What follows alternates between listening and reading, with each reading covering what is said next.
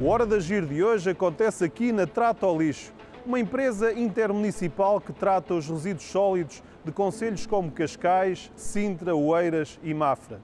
A par da crise climática e destas temperaturas cada vez mais altas, há também outros números que estão a crescer.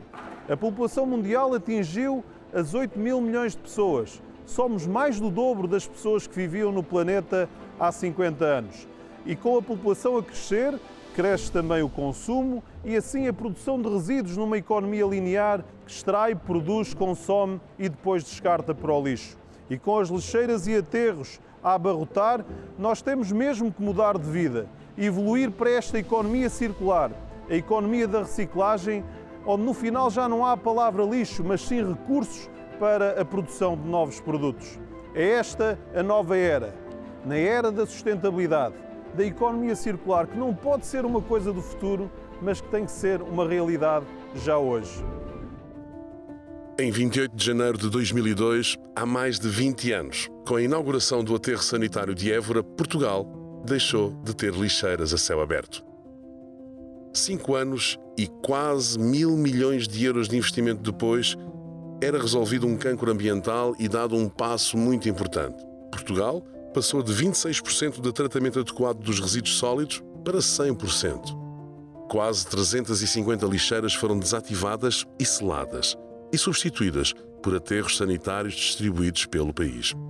2 incineradoras, Lipós e Valor Sul, e 30 novos sistemas multimunicipais de gestão de resíduos conheciam a luz do dia. Isso foi possível pela mobilização extraordinária dos municípios, pela capacidade de entendimento num nível multimunicipal. Era preciso mudar. E fizemos o que tinha de ser feito.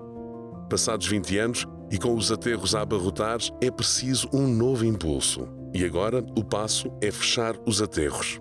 A incineração e o Waste to Energy só podem ser vistos como solução de transição que nos transportará para o futuro do Zero Waste, do lixo zero. No futuro onde o lixo já não será lixo, mas sim um recurso. Um futuro onde o resíduo será tão valioso que a última coisa que vamos querer é queimá-lo. E onde cada produto, depois de usado ou reutilizado, possa ser reciclado e constituído como matéria-prima secundária introduzida novamente na cadeia de produção. No ano em que foi fechada a última lixeira, em 2002, reciclávamos 4,6% dos resíduos urbanos.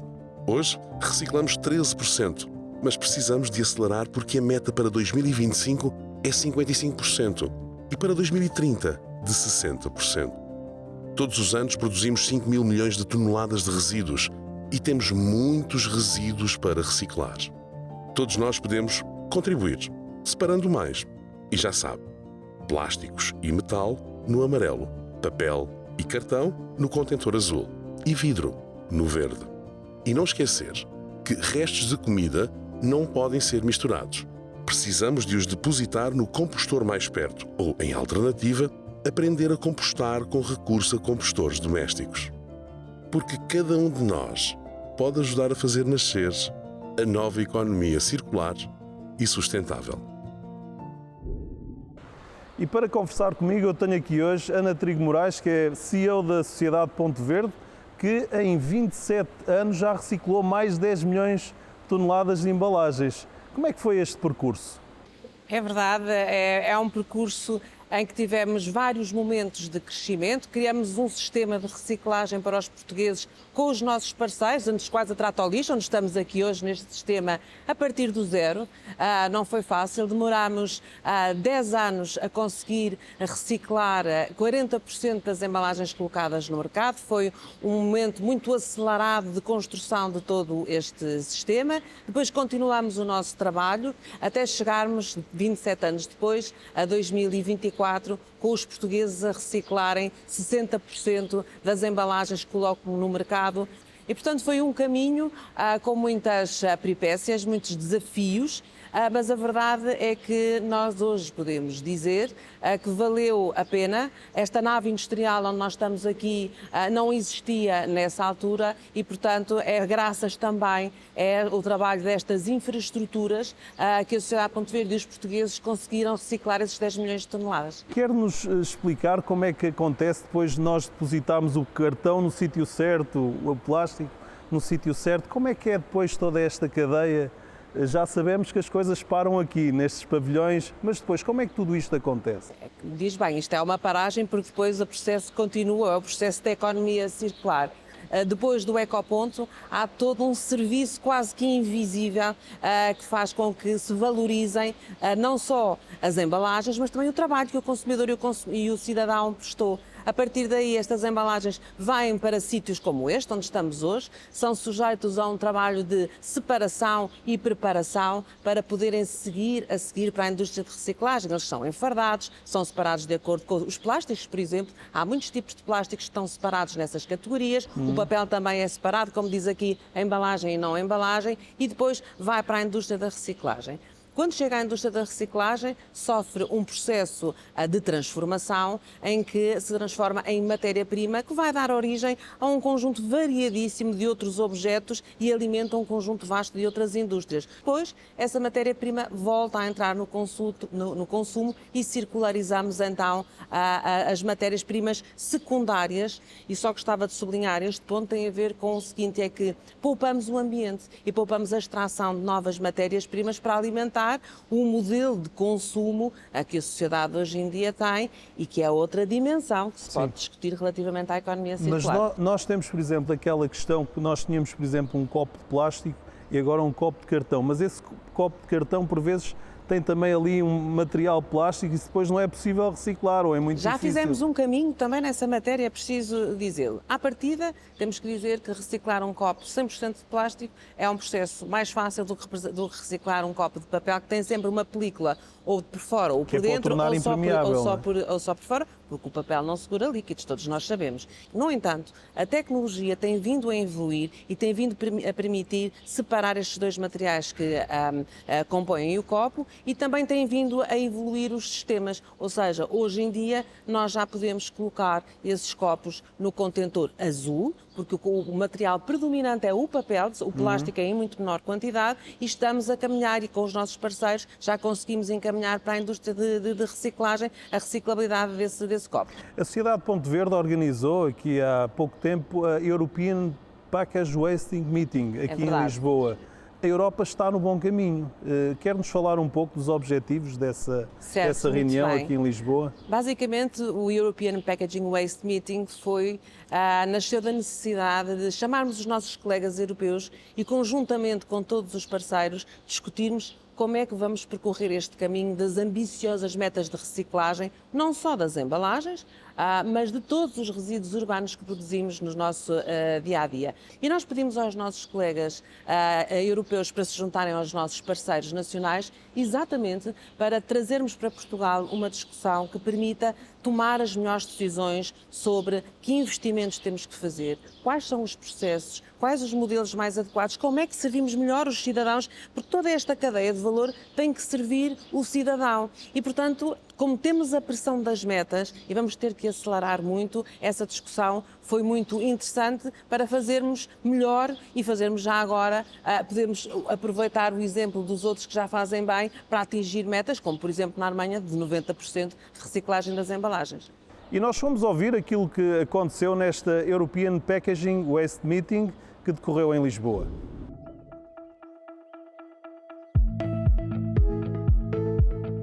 A lot will change for Portugal with the new packaging regulation currently being discussed in Brussels. You will see in the future a lot more recycling, a lot more recyclable products and a lot more reusable products in the years ahead. Há que ver e há que pensar neste médio prazo ao incorporar e ao receber esta nova legislação.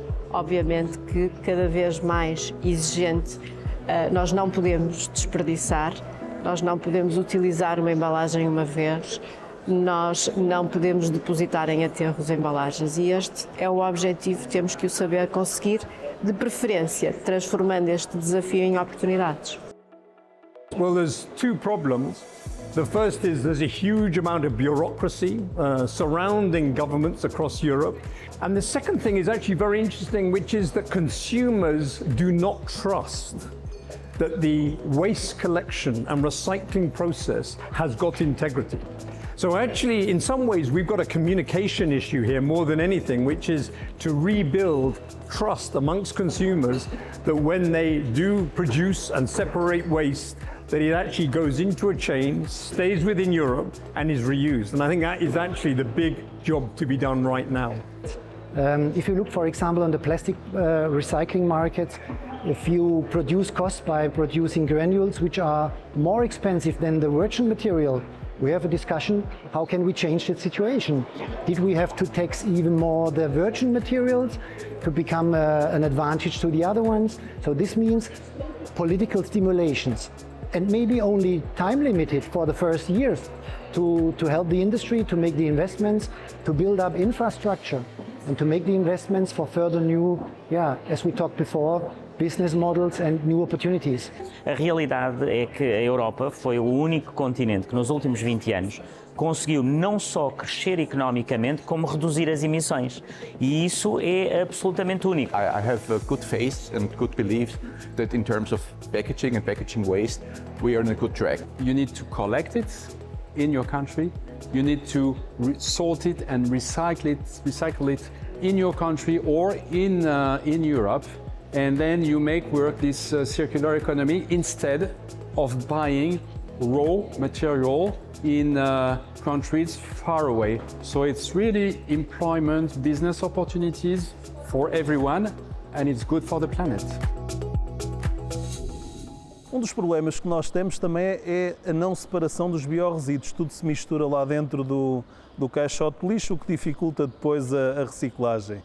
Quando é que nós vamos resolver este problema para conseguirmos separar aquilo que são os restos de comida que depois se misturam lá no caixote de lixo? Acho que identificou um aspecto crucial para a evolução da gestão dos resíduos urbanos em Portugal.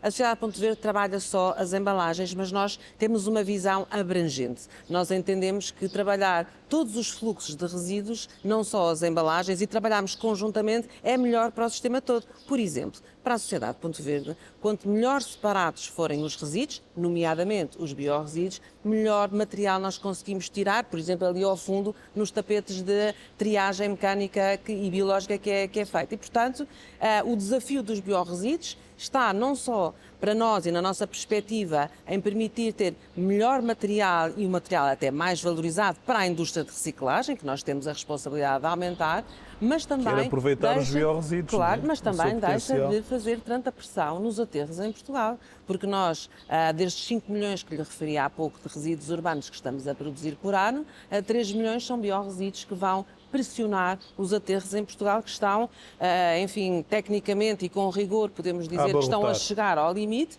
E eu diria, olhando para 2025, que é, enfim, ou 2030, que é praticamente amanhã, estão para lá do limite admissível. 54% dos resíduos urbanos ainda vão para aterro. Nós precisamos chegar a 10, não é? A 10% em 2030. Portanto, nós temos muito pouco tempo. Amanhã, como é praticamente amanhã. Mas fazendo aqui uma comparação, nós, dos resíduos não urbanos, portanto, os antigos industriais banais, nós temos 10 mil milhões de toneladas, resíduos urbanos 5 mil milhões. Nos não urbanos nós temos já 80% de reciclagem. Por que é que há esta diferença tão grande na reciclagem dos não urbanos e que os urbanos que ainda têm uma taxa muito reduzida? Porque o sistema que se montou para gerir os industriais é muito diferente, e assim tinha mesmo que ser, do que aqueles que gerimos, que é um sistema universal para o país inteiro, que serve todos os nossos cidadãos no continente e nas ilhas. Os resíduos industriais são responsabilidade de quem tem um resíduo em casa, uma fábrica, um comércio, uma loja, está lá. Portanto, aquela unidade é responsável por tratar esse resíduo.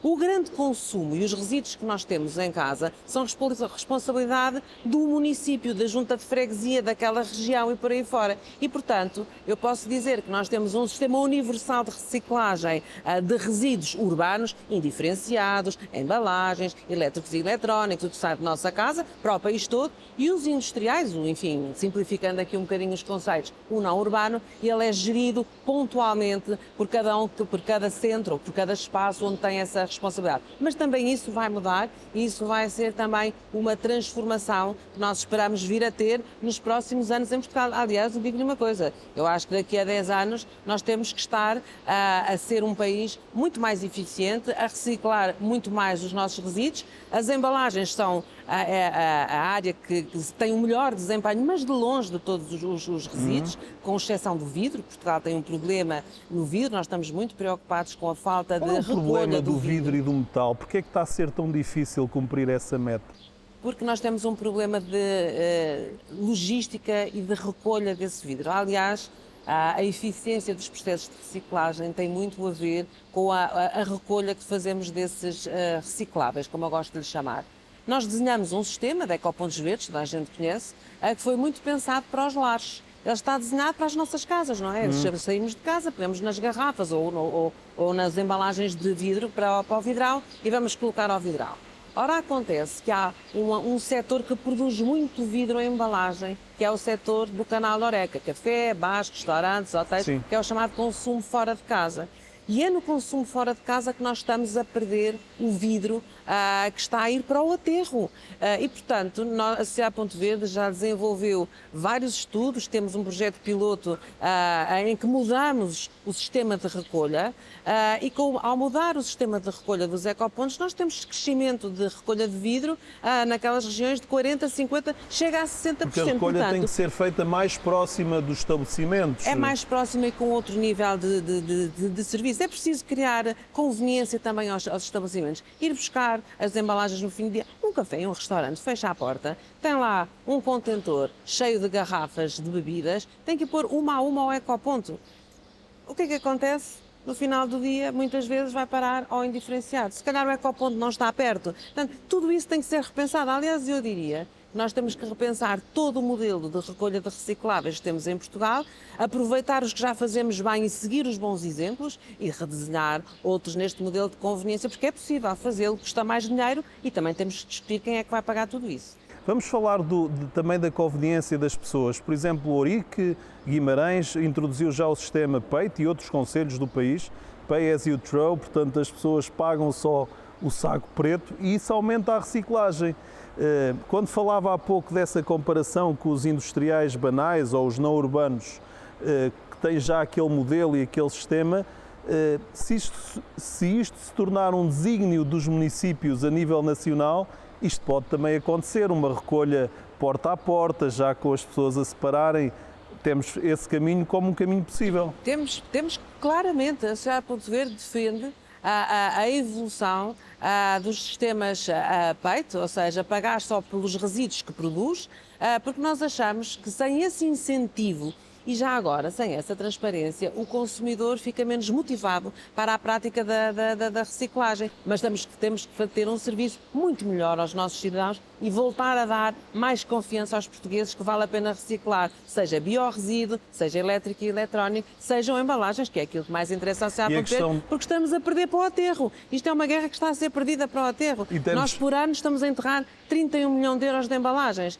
Somos capazes de fazer muito melhor. E vamos ganhar essa guerra. Obrigado, Ana Trigo Moraes, por esta conversa e obrigado também pelo seu trabalho por uma economia mais circular. Muito obrigada. Na década de 60, Kenneth Boulding terá escrito um artigo que terá sido considerado como o artigo fundador daquele que é o conceito de economia circular. Kenneth Boulding comparava aquela que devia ser a vida no planeta Terra com a vida da tripulação de uma nave espacial. Numa nave espacial, a sobrevivência da tripulação é totalmente dependente do reuso e da reciclagem constante dos seus recursos. Também no planeta Terra devia ser desta forma. Também nós devíamos sobreviver com a reciclagem constante e o reuso constante dos recursos. Quando nós chegamos a julho de cada ano, o planeta já esgotou os seus recursos e a sua biocapacidade de se regenerar. O resto do ano vivemos de crédito. Eram precisos quase 2 planetas para o ritmo que estamos a explorar os recursos da nossa Mãe Terra. E com a população a crescer, nós precisamos mesmo de mudar de vida para conseguirmos uma nova relação, uma nova harmonia com o mundo natural, parando de agredir a biosfera. E por isso nós temos que evoluir para esta economia circular. A economia que funciona como na natureza, em que o alimento de um ecossistema é o resíduo do outro. E temos que ir mais longe para atingirmos este zero waste, este lixo zero, onde no final nós já não temos lixo e temos as matérias-primas secundárias que irão abastecer novas cadeias de fornecimento. Temos também de acabar com este vazio legal para a obsolescência. Os produtos não podem ser fabricados para durar pouco, nem podem ser fabricados para que seja difícil a sua manutenção, a sua reparação. É esta a hora de agir, a hora da reciclagem e a hora da economia circular. Deste trajoço aqui da Trato ao Lixo, um abraço amigo e já sabe, nós temos encontro marcado na próxima semana.